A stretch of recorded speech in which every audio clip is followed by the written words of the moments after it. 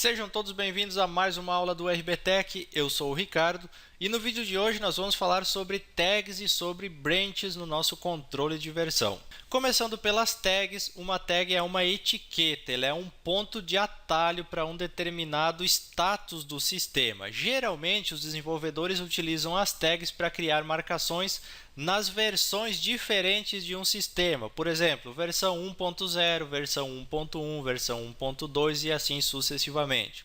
Utilizando uma tag, você tem um atalho, você tem uma forma facilitada de trocar o status, de reverter o status do seu sistema para uma determinada tag, ou seja, para uma data e hora específica, e assim poder visualizar, poder alterar, até se for o caso, os arquivos daquela versão, ou poder fazer consultas de uma forma rápida no código-fonte, como ele era na versão 1, como ele era na versão 2 e assim por diante. Para listar as tags que estão no seu sistema, você utiliza o comando git tag. No nosso caso aqui não aparece nenhuma porque a gente não criou ainda nenhuma tag. Como que você faz para criar? Também é muito simples. Você utiliza o comando git tag -a e daí você coloca o nome da sua tag. Por exemplo, versão 1.0. E depois você pode colocar também uma mensagem. Pode não, deve, utilizando o "-m" e daí a sua mensagem. Depois de definido isso, você vai dar um Enter e a sua tag vai ser criada. O "-a" serve para criar uma tag anotada. Uma tag simples, sem anotação, ela não guarda, por exemplo, quem foi o usuário que criou, a data e hora da criação e assim por diante. Ela é só um ponteiro para o sistema. O "-a" significa que você está criando uma tag anotada que vai armazenar essas informações. Dando um Enter aqui, criou a minha tag. Se eu digitar agora git tag no meu terminal, ele vai me mostrar a tag 1.0. A tag sempre é criada no seu commit atual, no local onde você está trabalhando agora com o seu controle de versão. Mas você pode também criar uma tag com uma versão antiga do seu sistema, com um commit antigo do seu sistema. Como que você faz isso? Primeiro eu vou mostrar aqui todos os commits que a gente tem no nosso sistema. E aqui cada um deles aparece com um código, também uma chave de referência que é única dentro do controle de versão. Por exemplo, eu quero criar uma tag aqui com o nosso commit inicial, que era o primeiro commit do sistema que a gente fez lá na nossa segunda aula. Como que eu faço isso? Você vai digitar aí no seu terminal, então, git tag -a, colocar o nome da nossa tag, vou colocar aqui 0.0, e daí você vai colocar ou a chave completa aqui, que você quer utilizar, ou uma parte dela. Eu vou pegar a chave completa para não ter problema. Você vem aqui no cantinho do seu terminal, ó, escolhe editar, marcar. Aí você vem aqui, seleciona a chave que você quer, dá um Enter para copiar e na hora de colar você dá um Ctrl Insert no seu terminal. Agora eu vou colocar aqui também uma mensagem, versão 0.0 e vou dar um Enter. Pronto, minha tag foi criada. Se eu consultar agora utilizando o comando git tag, ele vai me mostrar as duas tags aqui. Se eu quiser saber mais detalhes sobre uma tag, você precisa utilizar o comando git show. Você coloca git show e o nome da tag que você quer saber mais sobre ela. No caso, versão 0.0, por exemplo. Dando Enter, ele vai mostrar quem foi a pessoa que criou aquela tag, quando ela foi criada, data e hora, a mensagem que foi colocada aqui, qual o commit que foi utilizado para aquela tag, qual que é o autor do commit, qual que é a data do commit, e aqui algumas informações adicionais também sobre aquele commit que foi realizado. Então, utilizando o comando show, você pode ver mais detalhes. Agora que vem a parte prática da tag. Como é que eu faço para usar ela? Eu criei as minhas duas tags, mas eu ainda não estou utilizando nenhuma. Digamos que eu queira visualizar os arquivos que tinha lá no meu commit inicial, na minha versão 0.0. Então, eu digito aqui no terminal, git checkout v0.0. Quando eu pressionar Enter, ele vai fazer o checkout, ele vai fazer a troca dos meus arquivos para aquela tag, para aquele ponteiro daquele commit inicial. Se você quiser conferir agora, ó, vindo aqui no nosso Aptano Studio, está lá, ó, changelog.txt e o readme.txt, vazio. Ambos os arquivos estão vazios. Se eu quiser pegar a minha versão 1.0, a mesma coisa. Git checkout v1.0. Dou um Enter, ele vai fazer a troca e os meus arquivos aqui já voltaram como eles estavam aqui no meu último commit. E pode ver que fica aparecendo aqui qual a tag que está ativa naquele momento.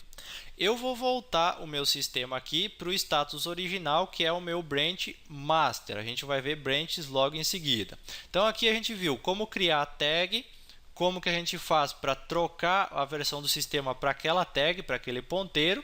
E agora a gente vai ver como deletar também uma tag. Primeiro eu vou colocar git checkout master para ele voltar ao padrão de como é com o branch master do nosso sistema. Digitar git tag, eu tenho as minhas duas tags aqui. E se eu quiser deletar uma tag, eu faço o seguinte, ó, git tag -d e o nome da tag que eu quero digitar. Vou colocar aqui v0.0. Foi lá, deletou a tag. Se você digitar git tag agora, vai aparecer somente uma, que é a tag que atualmente existe no nosso sistema. Como vocês puderam perceber, o uso das tags é muito simples, só que ele tem algumas falhas aí que você pode acabar perdendo um pouco aí da sua produtividade se você for utilizar somente tags, porque ele na verdade é um ponteiro para um ponto específico do sistema.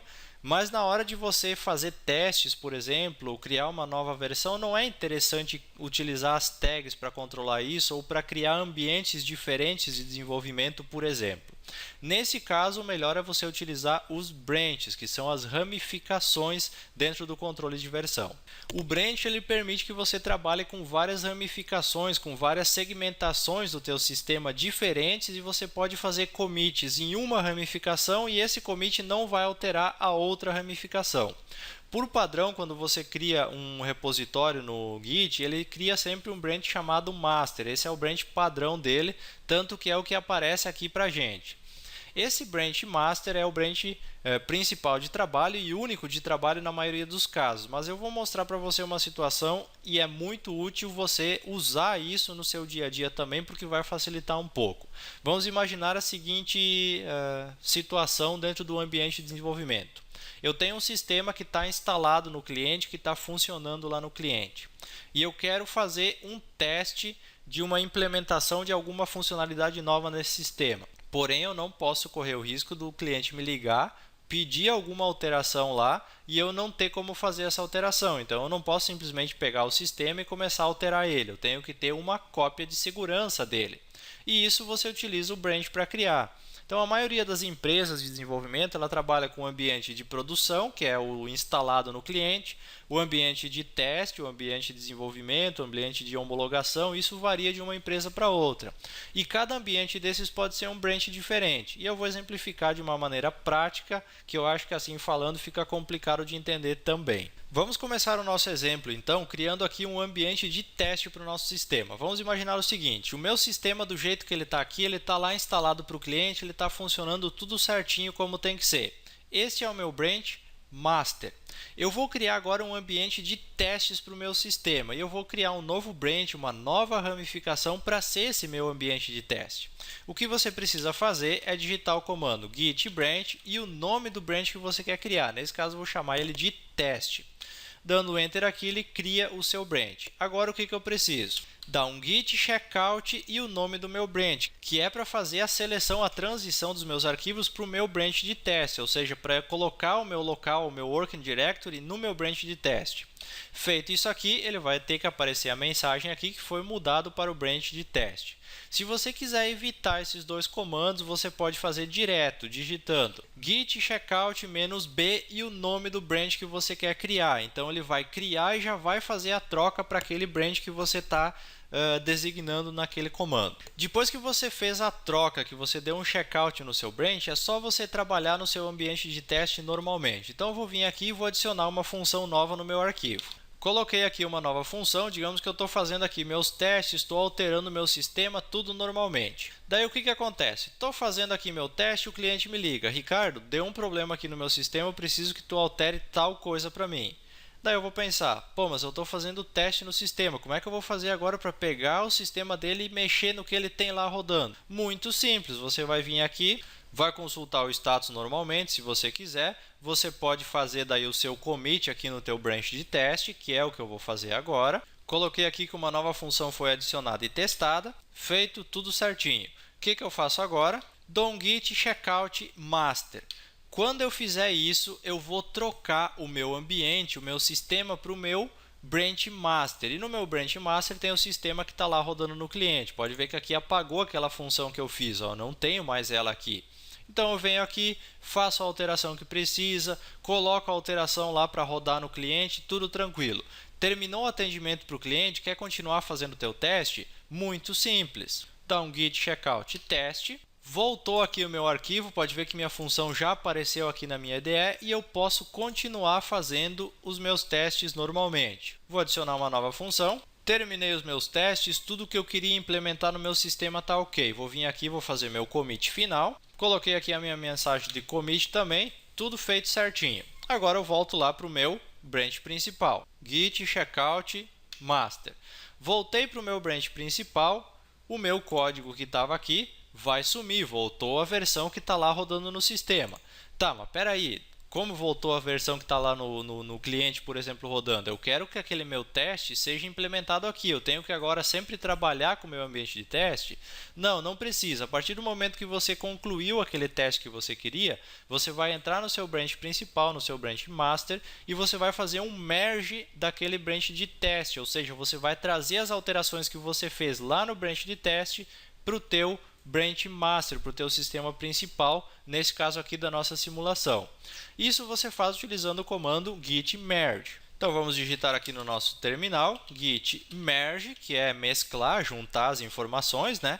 E de qual branch que eu quero trazer para cá as alterações? O meu branch de teste. Notem, você sempre tem que estar no branch que é o destino das suas alterações. A origem é o teste e eu quero trazer tudo para o master. Então git merge teste. Feito isso, ele vai fazer o update do meu arquivo aqui e podem ver que já apareceu aqui as funções que eu tinha feito lá no meu ambiente de teste. Não quero mais usar aquele branch, você vai lá então e dá um git branch-d teste e você acabou de deletar o branch de teste. Tudo está no teu ambiente de produção aqui, no local onde tem o sistema finalizado, pronto, concluído, que está rodando lá no teu cliente. E assim você trabalha com os branches. Só que quando você trabalha com branches, principalmente em projetos um pouquinho maiores, ou então que várias pessoas trabalham nesse projeto, nem sempre tudo acontece às mil maravilhas, como aconteceu no nosso exemplo aqui. E é o que eu vou tentar mostrar a partir de agora. Se vai dar bem certo, como no ambiente real, não sei, mas eu vou tentar mostrar a realidade para você. Primeira coisa, vou criar um novo branch chamado teste2. E tudo no mesmo comando, já dei o checkout nesse branch. Agora estou aqui com o meu teste2 trabalhando, aqui entre parênteses sempre aparece o branch ativo, e eu vou fazer uma alteração nesse arquivo de funções. Eu vou adicionar aqui na minha função 2, eu vou adicionar um parâmetro aqui, que é o id, adicionei também um if, e vou trocar o meu return de baixo aqui para verdadeiro. Fiz uma alteração aqui na minha função. O que eu vou fazer agora? O commit no meu branch de teste 2. Coloquei aqui a mensagem dizendo que um bug foi corrigido nesse meu branch de teste. Fiz o commit dele. Agora eu vou dar um checkout lá no meu branch master. No meu branch master não tem aquelas alterações aqui na função. Só que eu vou fazer alguma coisa aqui também. Eu vou pegar aqui e vou adicionar aqui um parâmetro na minha função e vou deixar somente assim. E vou fazer também o commit dessa alteração aqui no meu branch master. E vou colocar aqui na mensagem bug corrigido 2. Pronto, fiz o commit. O que vai acontecer agora? Eu vou fazer o merge do meu branch teste2 para o meu branch master. Só que tem duas alterações na mesma linha aqui que eu fiz no meu código fonte. O que vai acontecer aqui? Vamos verificar. Git merge teste2 e ele disse para nós o seguinte, ó, tem um conflito aí no teu conteúdo. Um conflito lá no arquivo funções.php e você tem que verificar isso daí. Então, o merge automático falhou, você tem que corrigir os conflitos e depois commitar o resultado para concluir o teu merge. E aqui no nosso código-fonte, olha só o que aconteceu. Ó. Ele está dizendo aqui que nós temos essas duas situações aqui. Ó. Num arquivo, ele está assim, que é o branch teste2 lá, ó, ele está assim lá no teste2. E aqui ele está assim na nossa função, aqui no nosso branch master. A gente tem que escolher qual das duas opções que a gente vai querer utilizar. Eu decidi então que eu quero utilizar o que estava lá no teste 2. Ó. Vou pegar aqui, vou apagar esses comentários que tinha aqui, vou apagar essa parte inicial aqui de cima. Está aí a minha função, salvei o meu arquivo, quer dizer que eu resolvi o meu conflito. Agora eu vou vir aqui no meu Git, vou consultar o status, ele vai dizer que tem funções aí para serem commitadas, né? E eu vou fazer o commit dessas modificações. colocar a mensagem aqui, bug corrigido 3, fiz o commit e voltou aqui a aparecer somente master entre parênteses, que antes aparecia ó, master merging, que tinha um merge pendente aí para a gente corrigir algum bug. Então essa é a situação que eu queria mostrar. Quando você fizer alterações na mesma linha, na mesma função, por exemplo, você vai ter esses conflitos que você vai ter que resolver na hora de fazer o merge do teu branch de teste, do teu branch de ambientes diferentes para o teu branch principal de produção. Eu acho que assim eu consegui ilustrar tudo o que eu queria sobre tags e sobre branch também. E deu para dar uma visão geral um pouquinho melhor sobre o controle de versão. Eu acho que a partir de agora todos conseguiram entender essa lógica, essa questão de poder reverter para determinadas situações, poder criar outros branches para trabalhar. E eu acho que a partir de agora a visão sobre o controle de versão de cada um de vocês que está acompanhando o curso vai ser um pouquinho diferente. Vocês já têm a lógica aí na cabeça de vocês toda formulada sobre o controle de versão. Eu vou encerrando a nossa aula de hoje por aqui. A partir de agora a gente vai começar a entrar com os conceitos de ambientes de desenvolvimento um pouquinho diferenciados a partir da próxima aula. Vou tentar manter o nível mais prático possível a partir de agora, podendo de repente até pegar um projeto real para acompanhar o controle de versões, mas a aula de hoje se encerra por aqui. Eu espero que todos vocês tenham gostado. Você aí que ainda não conhecia o RBTech e quiser acompanhar todas as nossas próximas publicações, na tela estão aparecendo os endereços aí para você acompanhar, para você seguir o RBTech. E você que já é seguidor nosso através das redes sociais, através do nosso site, muito obrigado pela sua audiência e até o nosso próximo vídeo.